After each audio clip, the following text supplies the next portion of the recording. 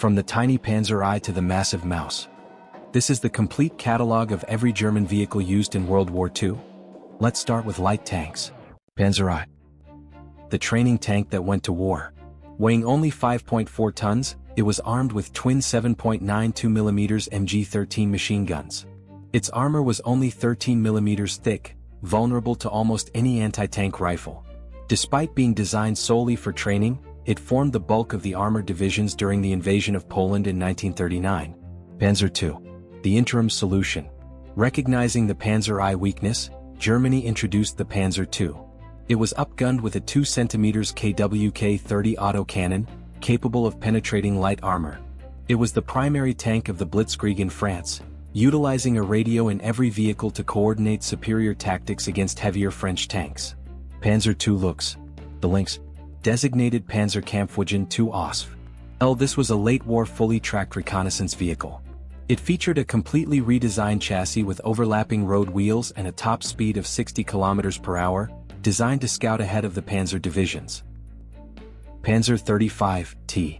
The Czech acquisition. After annexing Czechoslovakia, the Wehrmacht adopted the LT-35. It featured a pneumatic transmission and a 3.7 cm gun. It was mechanically complex but served reliably in the early campaigns alongside German designs. Panzer 38T. The definitive light tank of the early war. Mechanically superior to the Panzer I and II, the Czech-built 38T was armed with a 37mm gun and featured riveted armor. Even after it became obsolete as a tank, its reliable chassis became the foundation for legendary tank destroyers like the Hetzer. Moving on to medium tanks. The backbone of the Blitzkrieg. Panzer III early variants. The OSV. A through F. Designed as Germany's primary anti-tank vehicle. It was originally armed with a 3.7 cm gun to match the infantry's anti-tank guns. It set the standard for crew ergonomics, with a 3-man turret that allowed the commander to focus on tactics. Panzer III late variants. The OSV. J through N. As enemy armor improved, the Panzer III was upgunned with a long-barrel 50mm KWK-39 gun. Later versions like the OSV N were fitted with a short 75mm howitzer for infantry support, serving until the end of the war. Panzer IV short barrel. The OSV F1. This was originally the heavy support tank. It mounted the short-barreled 7.5 cm KWK-37L/24 howitzer. While excellent at destroying bunkers with high explosive shells, its low velocity made it ineffective against heavily armored enemy tanks like the Matilda or T-34. Panzer IV long barrel. The OSV F2 through J. To counter the Soviet T-34 shock, the Panzer IV was upgraded with the high-velocity 7.5 cm KWK-40 gun.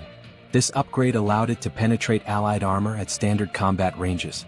It became the most produced German tank of the war, with over 8,500 units built. Panzer V Panther. The OSV D, A and G. Germany's direct answer to the T-34. The Panther weighed 45 tons and featured thick sloped frontal armor.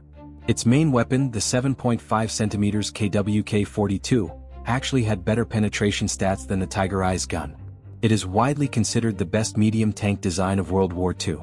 Now the heavy tanks. The legends of World War II. Tiger I. The Panzer VI.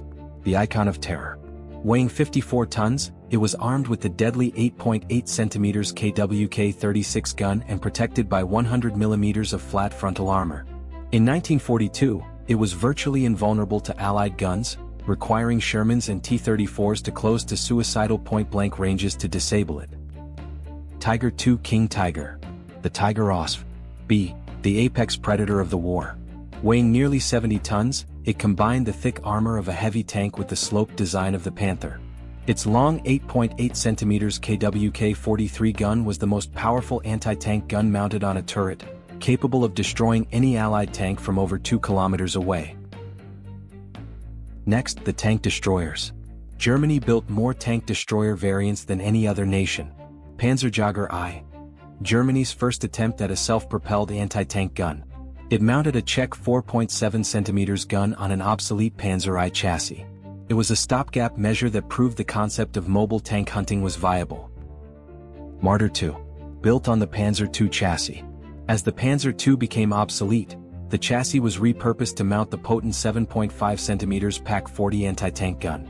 It gave the Wehrmacht a mobile heavy punch on the Eastern Front. Marder 3. Built on the reliable Czech 38T chassis. Produced in large numbers, the Marder 3 mounted either Soviet-captured 76mm guns or German 75mm Pak-40s. It was the workhorse of the anti-tank battalions mid-war. Hetzer Jagdpanzer 38T. Small, easily concealed, and deadly. The Hetzer mounted a 75mm gun on a widened 38T chassis with highly sloped armor. It was cheap to produce and its low profile made it an ambush nightmare for Allied crews. Stu-G 3 Short Barrel. The Sturmgeschütz 3 OSV. A-E. Originally designed as an assault gun for infantry support. It lacked a turret, giving it a very low profile and fired high explosive shells from a short 75mm gun. Stu-G 3 Long Barrel. Upgunned with the high-velocity 75mm cannon, the Stu-G 3 became the deadliest tank killer of the war.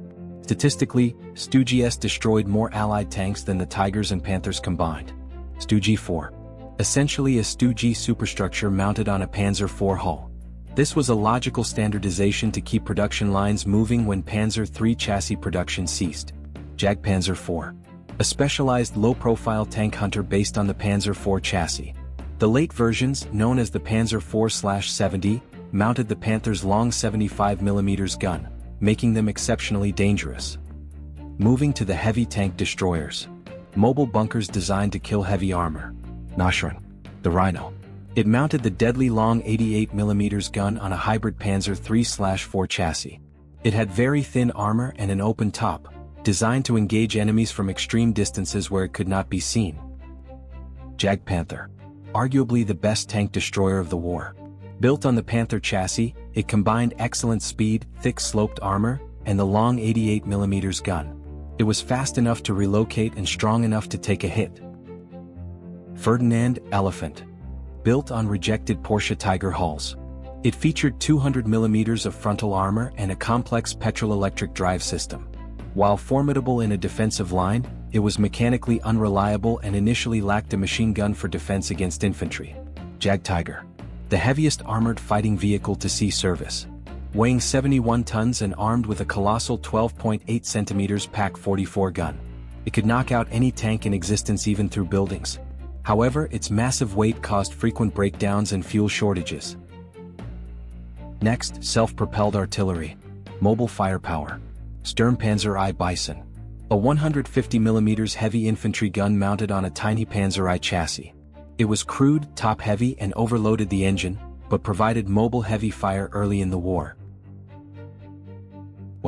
The Wasp. A 105mm light field howitzer mounted on a modified Panzer II chassis. Small and agile, it supported Panzer divisions with rapid indirect fire. Hummel. The Bumblebee.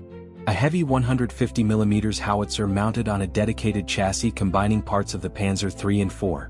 It was the heavy hitter of German mobile artillery batteries. Sturmtiger. A specialized urban warfare vehicle. Built on a recovered Tiger I chassis, it fired a massive 380mm rocket-propelled depth charge. It was designed to level entire buildings with a single shot during the Warsaw Uprising. Let's look at the Flak Panzers. Mobile anti-aircraft defense. Flak Panzer I. A simple 2 cm Flak 38 gun mounted on a Panzer I. The crew had almost no protection, and the vehicle was unstable during firing. Wirbelwind. The Whirlwind. A Panzer IV chassis with a distinctive open-top hexagonal turret housing 4 20mm cannons. It created a wall of lead devastating against low-flying aircraft and soft ground targets. Ostwind. The Eastwind. Similar to the Wirbelwind but armed with a single, more powerful 3.7 cm Flak 43 gun, offering better range and hitting power. Coelian. A prototype Flak Panzer based on the Panther chassis. It featured a fully enclosed turret with twin 3.7 cm guns, offering the crew full armor protection, though it never entered full production. Moving to logistics and support. SD. KFZ. 251 Hanomag. The definitive German half-track. It carried Panzer Grenadiers into battle, protecting them from small arms fire. It had over 20 different variants, equipping flamethrowers, anti-tank guns and rockets. SD. KZ. 234 Puma. An 8-wheeled heavy armored car. Fast, silent, and armed with a 50mm gun. It featured a second driver's seat facing backward, allowing it to retreat at full speed without turning around. Kübelwagen. The German equivalent of the Jeep. Designed by Ferdinand Porsche, it was a simple, light, rear-wheel drive utility car. Unlike the Jeep, it was not four-wheel drive, but its lightweight allowed it to be lifted out of mud by the crew. Schwimmwagen. An amphibious version of the Kübelwagen. It was the most mass-produced amphibious car in history, featuring a propeller that flipped down from the rear to cross rivers. Kettenkrad. A unique motorcycle tank hybrid.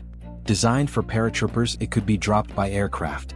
It was used to tow guns, lay cables, and navigate the thick mud of the Eastern Front that trapped wheeled vehicles. Goliath tracked mine. The remote-controlled demolition vehicle. Carrying 60 kilograms of explosives, it was steered via a long wire to drive into bunkers or under tanks before detonating. Finally, the wonder weapons and prototypes. The projects that arrived too late. Maus. The heaviest tank ever built. Weighing 188 tons. It mounted a 128mm main gun and a 75mm coaxial gun. Only 2 prototypes were completed. It was a moving fortress, but would have been a logistical nightmare to transport. E-100. Part of the Entwicklung series to standardize German tank production. The E-100 was a super-heavy tank competitor to the Maus. The hull was completed, but the turret was never fitted before the war ended.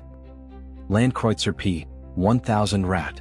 A proposed land cruiser weighing 1,000 tons. It would have mounted naval battleship guns. While never built, it represents the extreme megalomania of German late-war engineering.